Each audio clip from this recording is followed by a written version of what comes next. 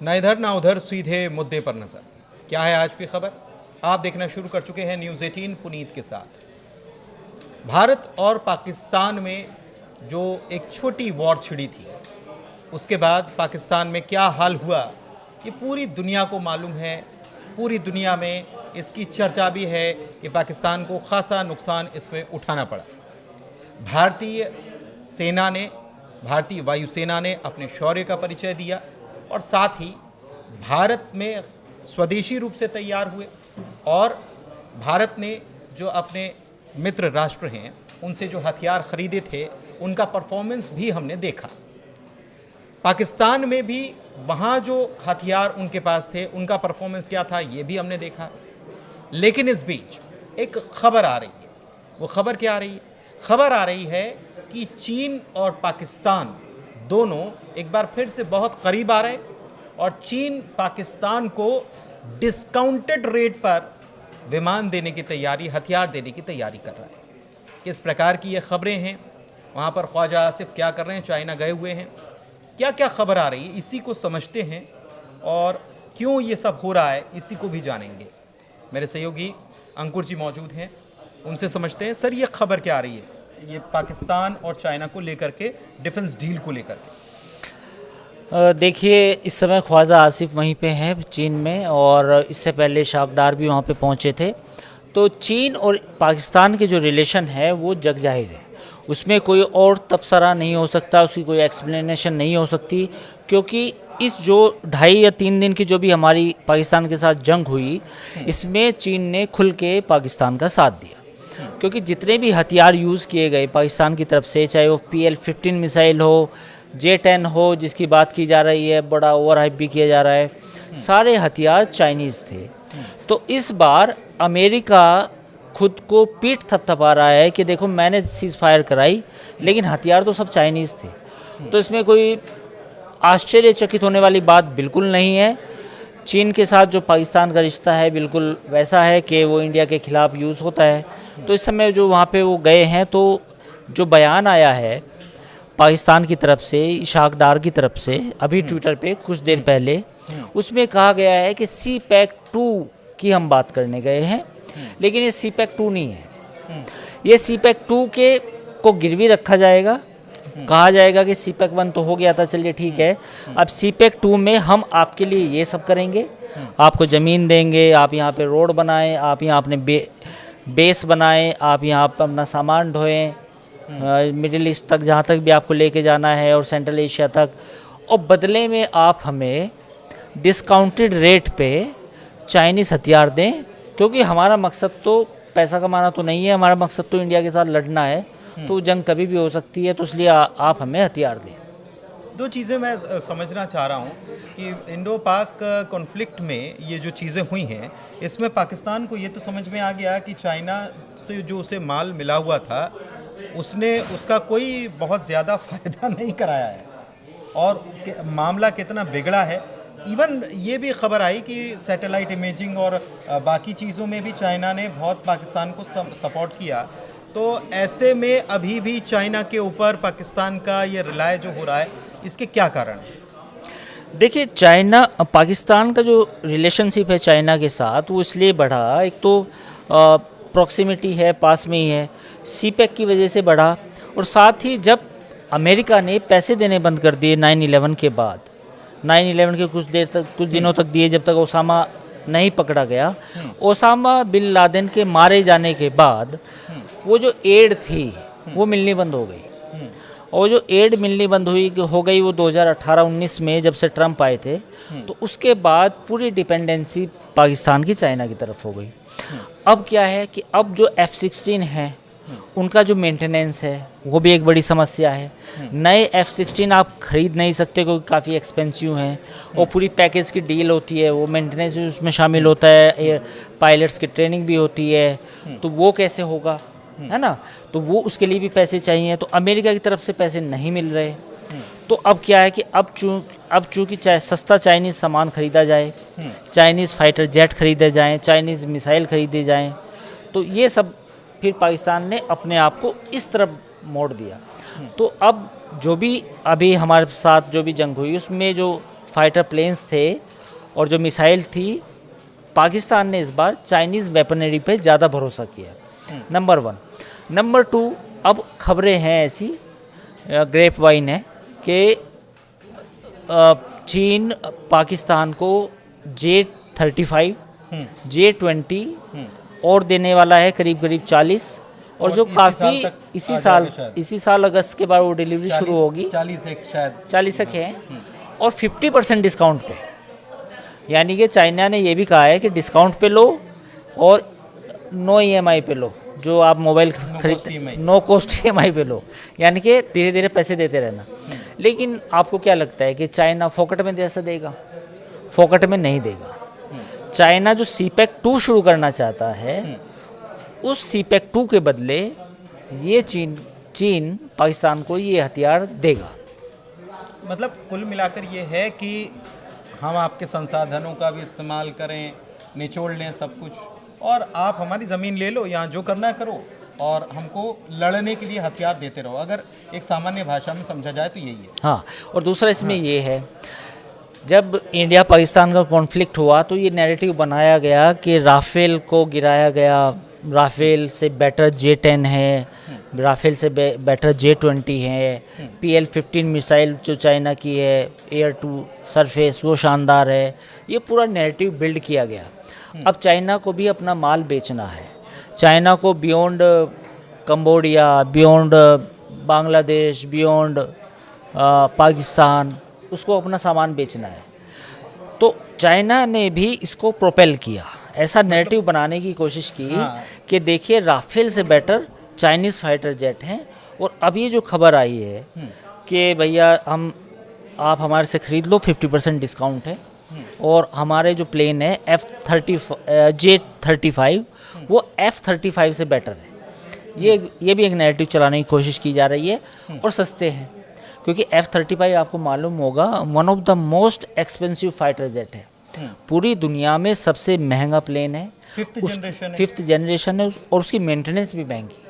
उसका अगर अमेरिका का है, स्पेयर पार्ट भी बहुत महंगे हैं, और अमेरिका की वो जो पैकेज डील आती है वो भी बड़ी महंगी है, क्योंकि वो मेंटेनेंस जो होता है उसका वो भी महंगा है। तो अब ये चाइनीज़ सोच रहे हैं कि F-35 चूँकि काफ़ी कम बिका है, तो अब हम इस जो लड़ाई, जो अवसर मिला है, इस आपदा में अवसर, इसमें हम अपना माल बेचें।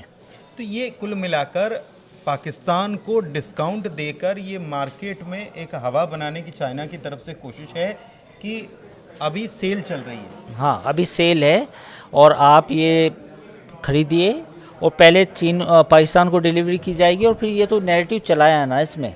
देखो लेकिन टेस्टेड तो नहीं होते इनके, टेस्टेड बार बार ये उठता है सवाल कि चाइना ने अभी तक जितने भी हथियार बनाए वो टेस्ट कहीं पर नहीं हुए। जैसे S-400 टेस्ट हो गया, रशिया खुद ही इस्तेमाल कर रहा है। नहीं, ये नैरेटिव तो अभी इस लड़ाई में बनाया ना इन्होंने। ये J-10 उड़े होंगे, हवा में भी गए होंगे, अब अटैक किया नहीं किया उन्होंने इंडिया पे तो अटैक हो ही नहीं पाया। चलो हवा में प्लेन के साथ डॉग फाइट की होगी। तो ये नैरेटिव तो इन्होंने बनाया कि राफेल को J-10 ने गिराया, जबकि ऐसा कोई प्रूफ नहीं मिला है। मैं इस बात को बार बार ये कहना चाहूँगा कि कोई भी फाइटर प्लेन का रैकेज, यानी कि उसका कचरा कहीं नहीं मिला। इंडिया में सोशल मीडिया कोई इतना बंद नहीं है, शटडाउन नहीं है चाइना की तरह। कोई भी अगर कहीं गिरता तो कोई फुटेज आती, आज तो कोई फुटेज नहीं आई। लेकिन ये नैरेटिव बनाया, ये नैरेटिव जो वेस्टर्न मीडिया है उसमें चलाया गया बाकायदा, डिफेंस ब्लफ। हाँ बिल्कुल, और ये आर्टिकल पब्लिश कराए गए, एक्सपर्ट वो भी हायर किए गए फॉर वेस्टर्न एक्सपर्ट, उन्होंने भी रिपोर्टेडली एलिजिडली ये लिखा, आर्टिकल लिखे बाकायदा कि ऐसा कहा जाता है। पाकिस्तानी अथॉरिटीज़ ने या पाकिस्तान के अधिकारी ने बताया कि J-10 ने राफेल को गिराया, लेकिन राफेल गिरा कहाँ भाई? दिखाओ तो, दिखाओ कहाँ पे राफेल गिरा है। लेकिन एक चीज़ और है, देखिए एक तरफ चाइना अपने डिफेंस मार्केट को कुल मिलाकर इसके ज़रिए डेवलप करके माल बेचने की कोशिश में है, दूसरी तरफ इंडिया का डिफेंस मार्केट बूम किया है, क्योंकि आकाश तीर या दूसरे तरीके से जिस तरीके से भारत ने अपनी रक्षा की है, वायु रक्षा या जो वायु रक्षा प्रणाली का इस्तेमाल किया है, उससे हमारे यहाँ शेयर्स में भी उनके तेज़ी आई है। तो इस चीज़ को कैसे देखा जाए, या चाइना जो है वहाँ के मार्केट में क्या वाकई में इसको लेकर बूम आया है, या फिर नहीं, इसका अभी मैं आपको केवल जवाब, वो इसका कई तरह create से किया जवाब है। देखिए, एयर डिफेंस तो हमारा टेस्ट हुआ है, नो डाउट। S-400 है हमारे पास, 2 स्क्वाड्रन और आ रही हैं। आकाश तीर को और अपग्रेड किया जाएगा, उसकी रेंज भी बढ़ाई जा सकती है। तो एयर डिफेंस के मामले में हमें कोई दिक्कत नहीं है। दिक्कत थोड़ी बहुत ही जो हो सकती है वो ये है कि हमारे पास फ़िलहाल 2 स्क्वाड्रन है राफेल की, तो उन 2 को बढ़ा के कम से कम 6 या 8 तक लेके जाया जाए। तो उसके लिए साल 2024 में हमने भी अपना AMCA प्रोग्राम चालू किया है, एम का जो 5th जनरेशन फाइटर प्लेन बनाएगा। लेकिन वो 2030 तक मेरे ख्याल से, अगर मैं गलत नहीं हूँ तो वो अस्तित्व में आने की बात। 2028-30 तक उसकी टेस्ट फ्लाइट होगी, प्रोटोटाइप बनेगा, और इवन वो 34 में 30 के बाद ही आएगा, इंडक्ट हो सकता है। हालांकि वो हम चाह रहे हैं कि वो 5th जनरेशन से ऊपर जाए, यानी कि वो 5.5 हो या समथिंग 6 हो, उस तक जाए, लेकिन उसमें टाइम है। तो अब हमने क्या किया, अब हमने 26 और राफेल खरीदे हैं जो नेवी के लिए, मरीन हैं, राफेल एम। तो मेरा पॉइंट ये है कि जो चाइना इस तरह का ये गेम खेल रहा है पाकिस्तान को आगे करके, तो हमें फाइटर प्लेन्स के मामले में हमें भी अपनी तैयारी और तेज़ करनी पड़ेगी। तो मुझे लगता है कि सरकार कुछ ना कुछ आने वाले दिनों में ज़रूर फैसला करेगी। जहाँ तक एयर डिफेंस की बात है, एयर डिफेंस में दुनिया ने लोहा माना है। ये मैं ऐसे नहीं बोल रहा कि मैं हवा में बात कर रहा हूँ। आप देखिए, आपके पास कोई सैटेलाइट इमेज आई जिसमें हमारे किसी भी एयरबेस को नुकसान पहुँचा हो? उन्होंने शाहीन फायर की।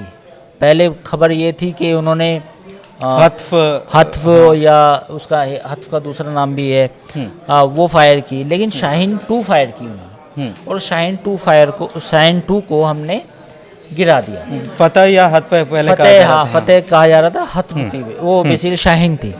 तो एयर डिफेंस में कोई डाउट नहीं है कि कोई दिक्कत नहीं है।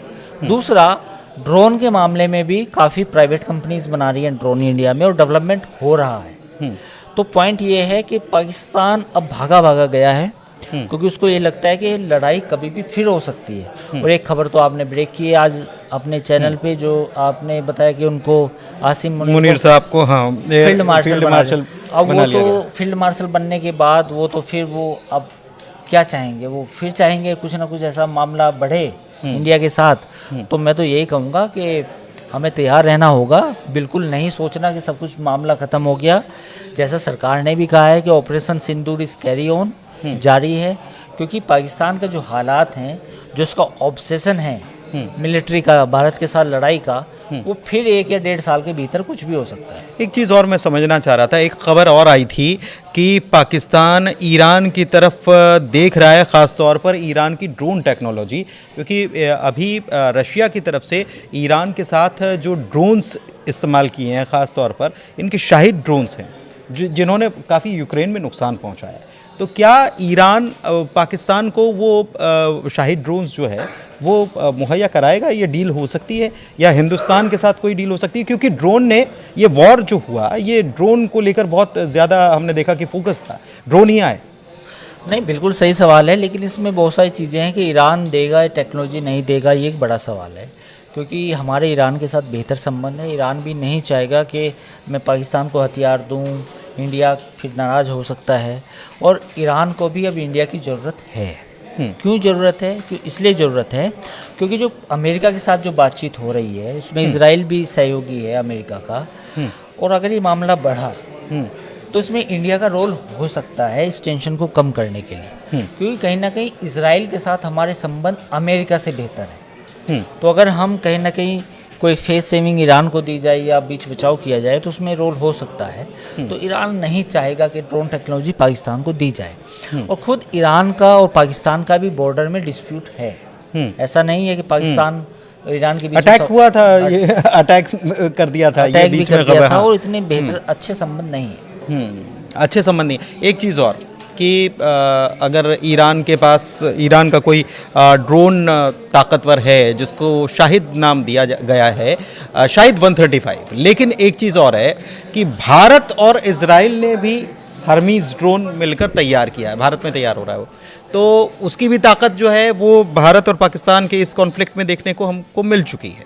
तो इसको भी समझना होगा। खैर, इस चर्चा को समाप्त यहीं करते हैं। तो आप समझ रहे होंगे कि चाइना कैसे अपने बाजार को ये दिखाने की कोशिश कर रहा है कि हमारे हथियार तो कमाल के हैं, और अभी तो डिस्काउंट चल रहा है, तो सेल लगी हुई है, जिसको चाहिए वो ले लो। ये कोशिश है चाइना की।